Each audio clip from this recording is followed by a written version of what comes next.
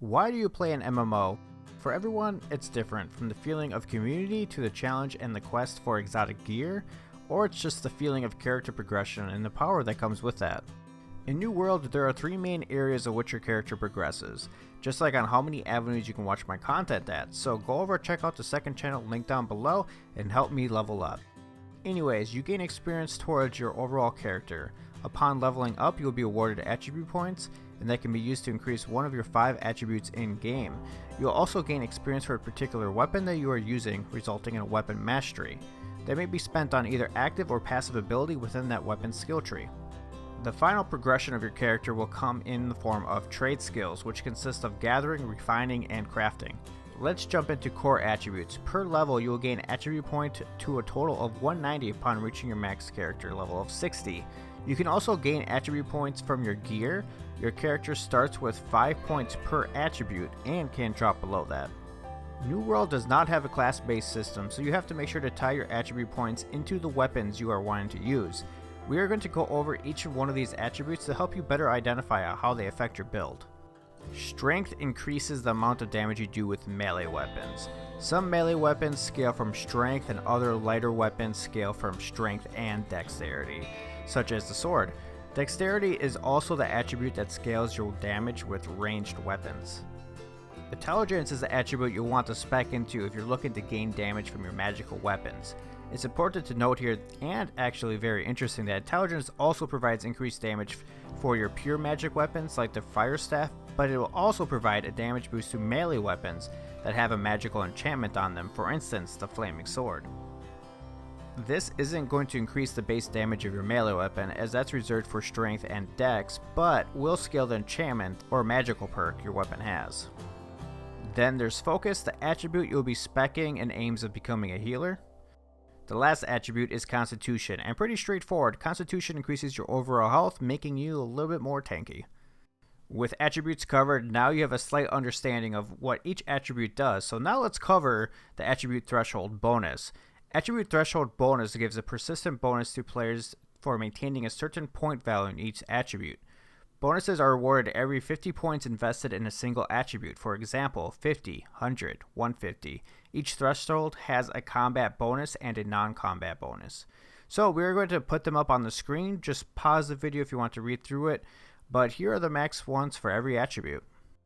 For strength, the 300 bonus is light and heavy attacks with melee weapons gain grit, 25% chance to fully mine an ore node with a single swing.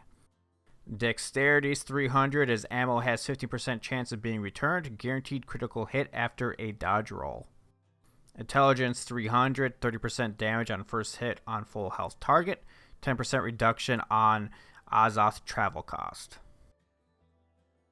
Focus 300, when mana hits 0, gain 200% mana regeneration for 10 seconds. It's a 60-second cooldown, 10% cooldown reduction for the fast travel.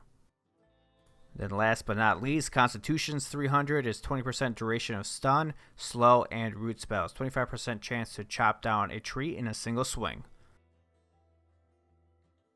Now, with everything I just said here, it can be a little stressful on picking your class or your route your character travels in. So, New World does allow you to respec your character free early on and with coin later games, so you are always free to change your character and spec it differently if you are not liking the way it plays. Now let's cover weapon masteries. Your character is not locked to a specific weapon based on class. If you want, you can master every single weapon in game if you choose to. To further your weapon mastery, you will need to kill a creature with that particular weapon to gain experience.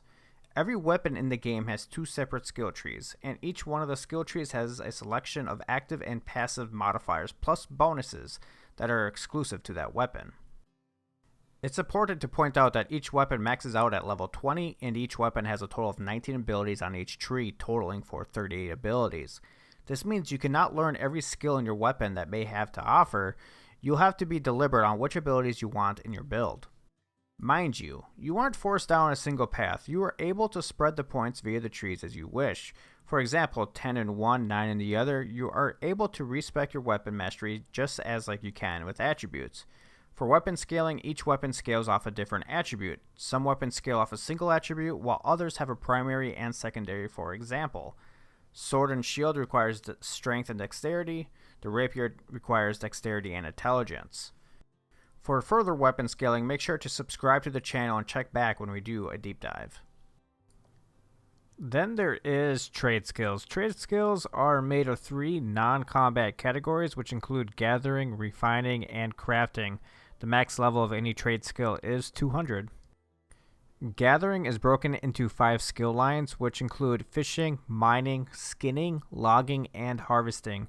To progress or level up any gather skill, you simply have to do it. The more you do it, the better you become at performing the task. Refining has 5 subcategories: smelting, stone cutting, woodworking, tanning, and weaving. Smelters, of course, refine ore into ingots. Stone cutting is used to refine stone into blocks and cut gemstones into gems in order to socket them for your gear. Woodworkers cut wood into lumber. Tanners refine hide into leather. And finally, weavers turn fiber into usable cloth. Similar to gathering, you simply need to use more of said material to increase your proficiency with it. Crafting has 7 different skills, from weaponsmithing, armoring, jewel crafting, engineering, arcana, cooking, and furnishing. Just like gathering and refining, the more you craft, the better you'll be. Leveling a crafting skill will unlock more recipes and allow you to craft higher tier items. The tiers run from 1 being the lowest, 5 being the highest. It's also important to note that in order to craft a specific tier item, the crafting station you are using must be or above that tier. So now go hit that like and subscribe. We are nearing that 1,000 followers fast, and I really appreciate all the support and love. I hope this video was helpful, and as this game is still an alpha/beta, some things might change or get tweaked. So if that does happen, I'll make sure to add a disclaimer in the description, or if the video justifies a new video, I will make an update video. But anyways, guys, thanks for coming and hanging out. I do appreciate all of you stopping by and hitting that sub. Have a good night.